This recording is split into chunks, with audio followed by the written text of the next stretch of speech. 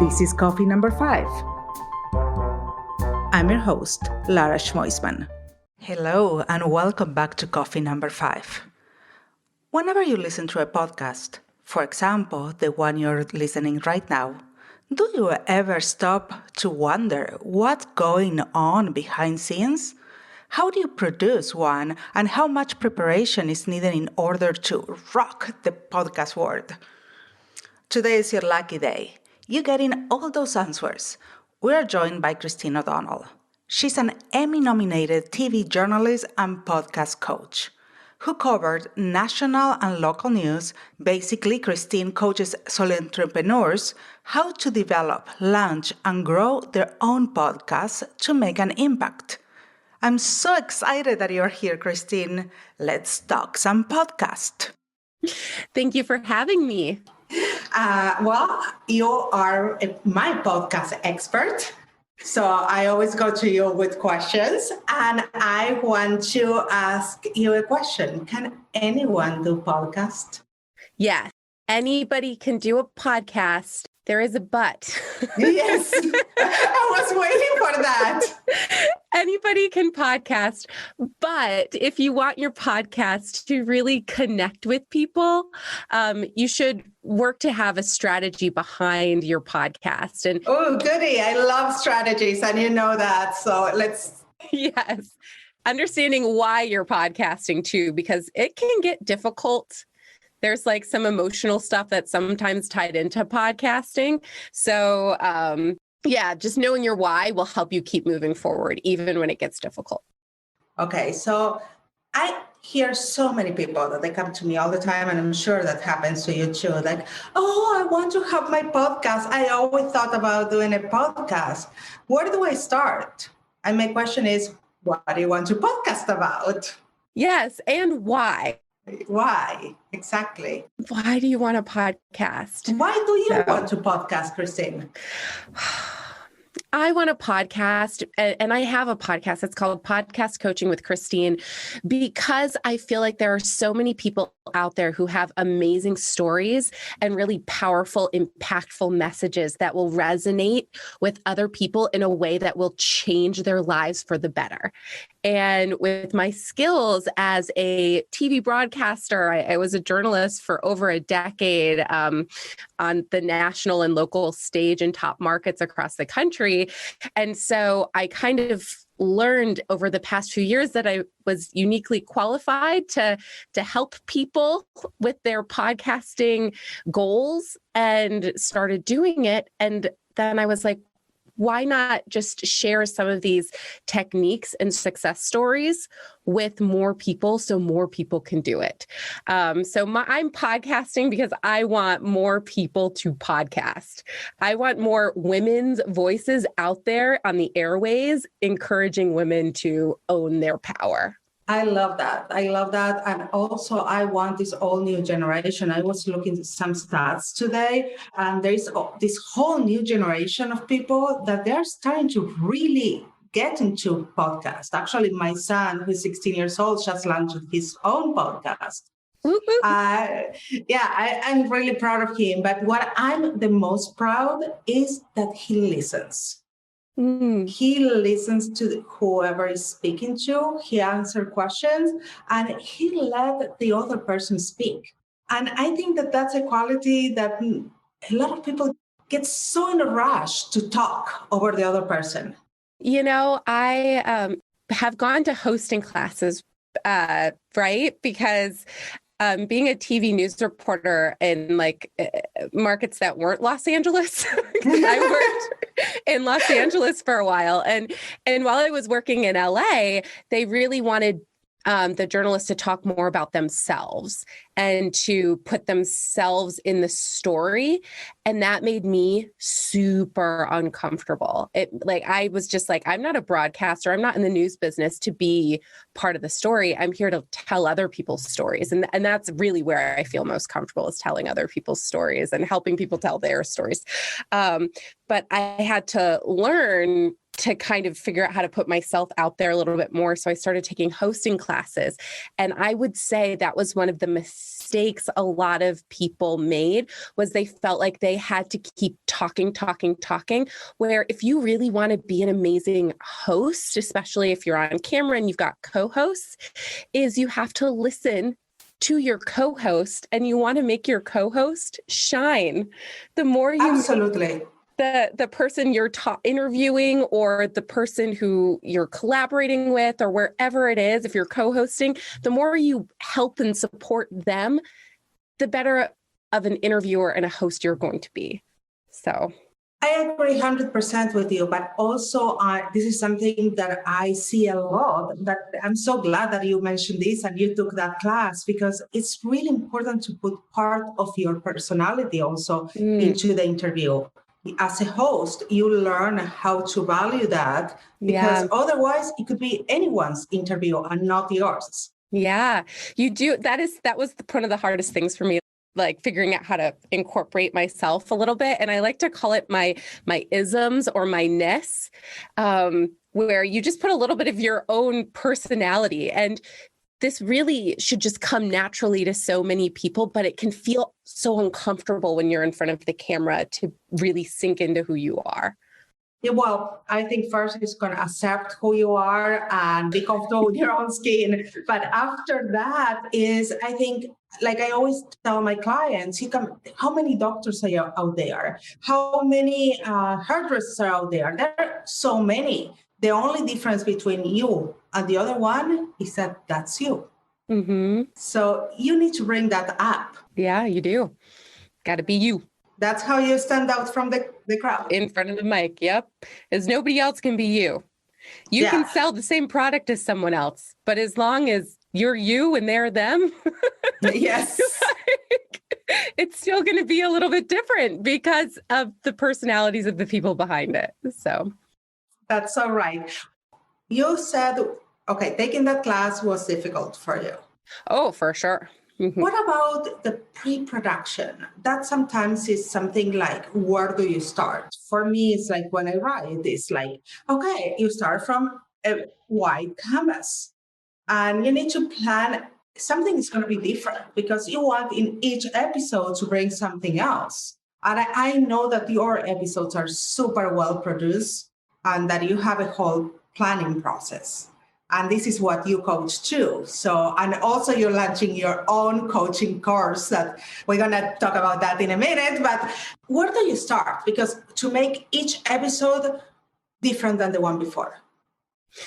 So when it comes to producing an episode, I first think about my audience, and I ask myself, or I ask them, whether it's, through my coaching calls, or if it's through emails, or if it's through a Facebook group, or whatever it is where my clients are or my listeners are, I ask them, or I look at what they're interested in learning more about. So I start with them, and then I think, how can I serve them? Is there a person that I can interview that will answer their questions?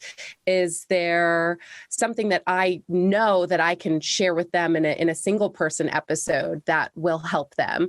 And so it's always figuring out, how can I serve my audience in the best way?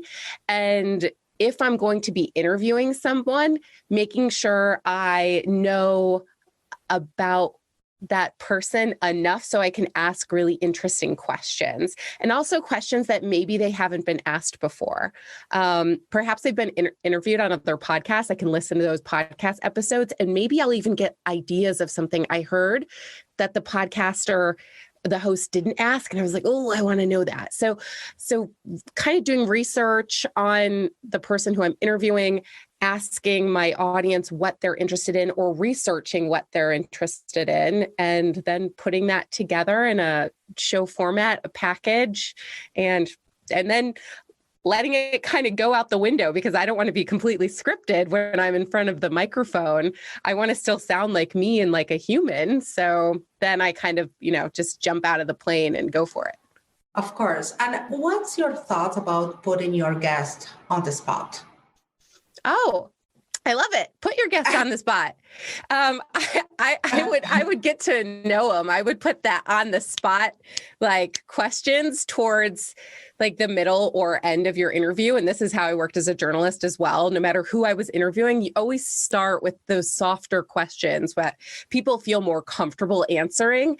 And then as they loosen up and they feel more comfortable with you in front of the camera or the microphone, so much so that they might even forget that they're on a podcast. That's when you then ask them that on the spot. That question on the spot. Yeah. So, I mean, respectfully, of course. But yeah, I think it's really important to ask questions that are going to serve your audience. And if asking something that's going to put somebody on the spot is going to serve your audience, serve your audience. Yeah, it's like too bad. You need to be prepared to answer those questions. Well, there's the other side of being in a podcast, like it's happening to you now. You are the guest. Mm-hmm. And I know, my uncomfortable place. I know. And you need to prepare yourself for that too, because as a podcaster, you need to be prepared to put yourself out there.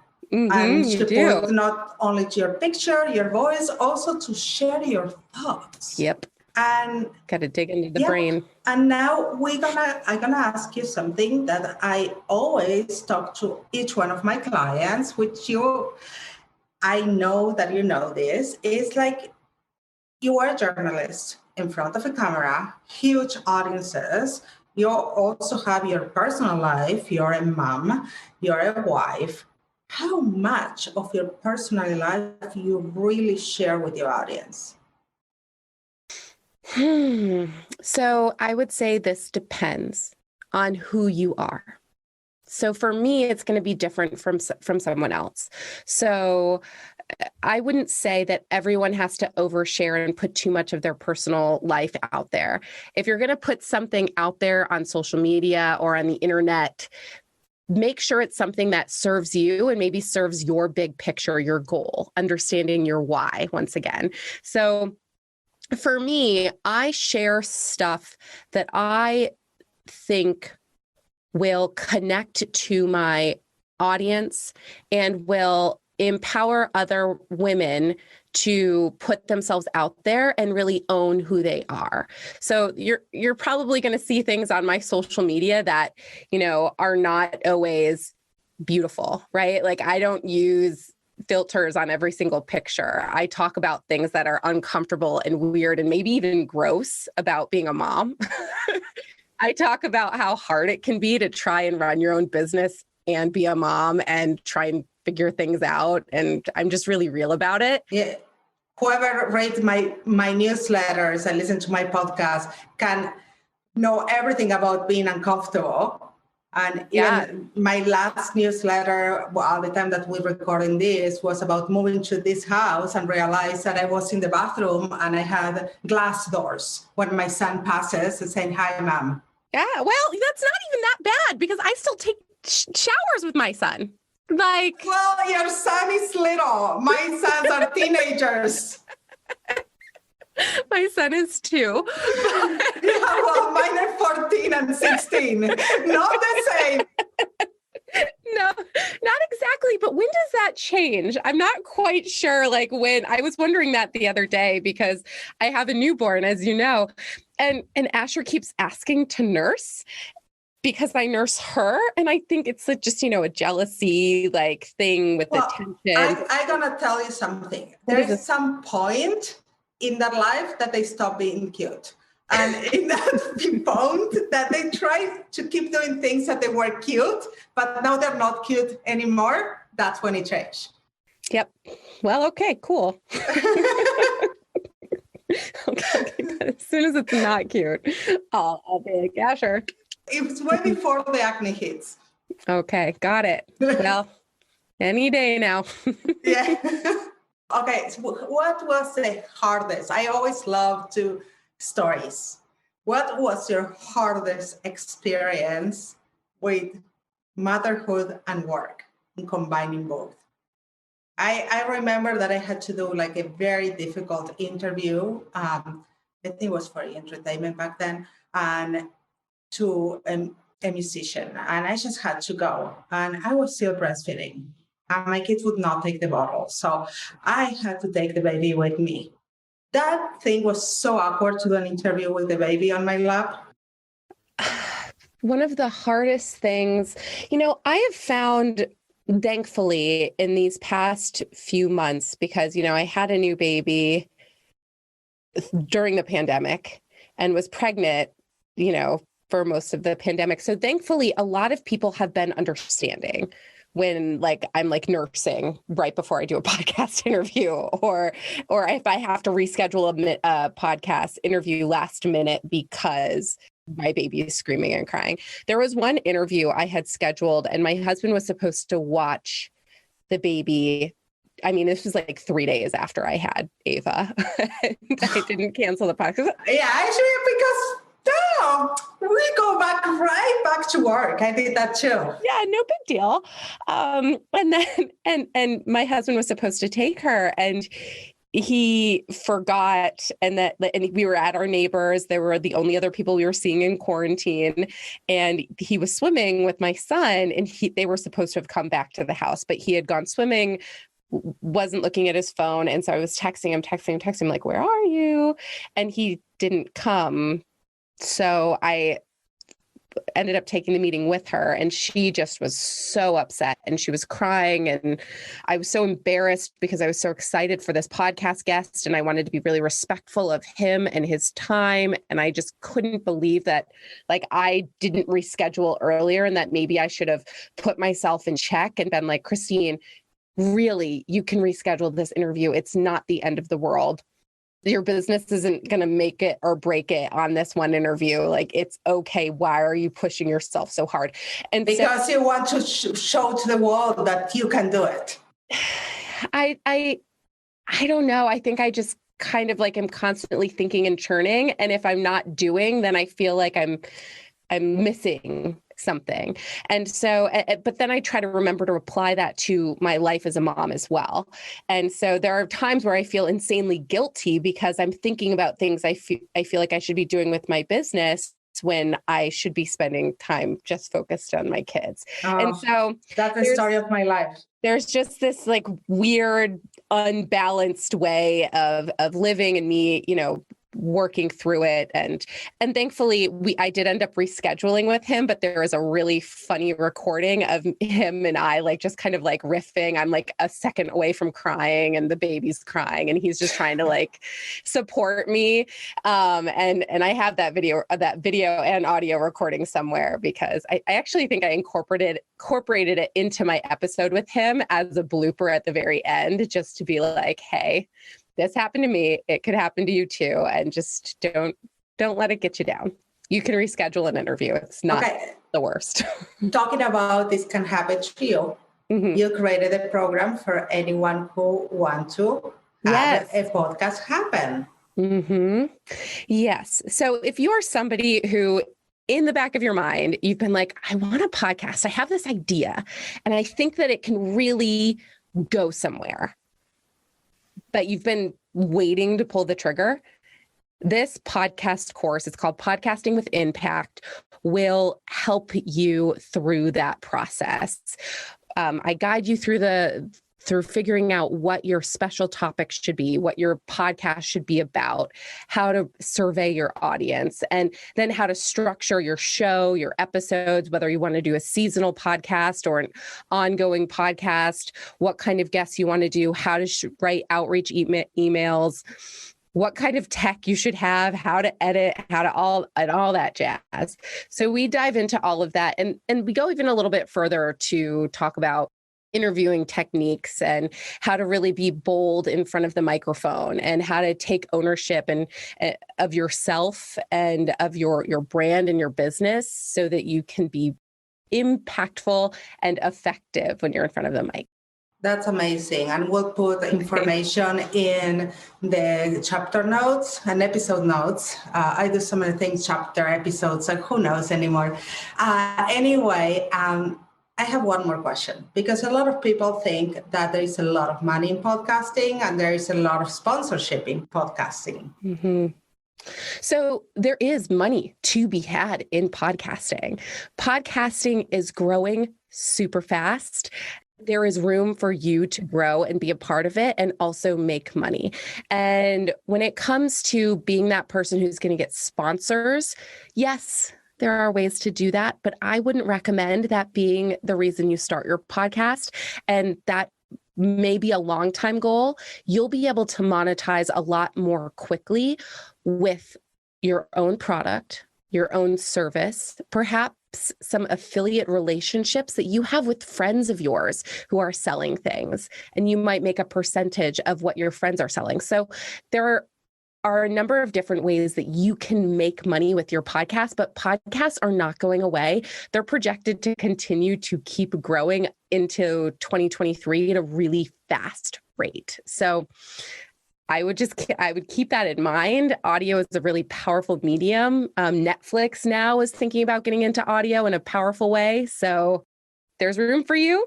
And if you have questions, let me know. I'm happy to answer them.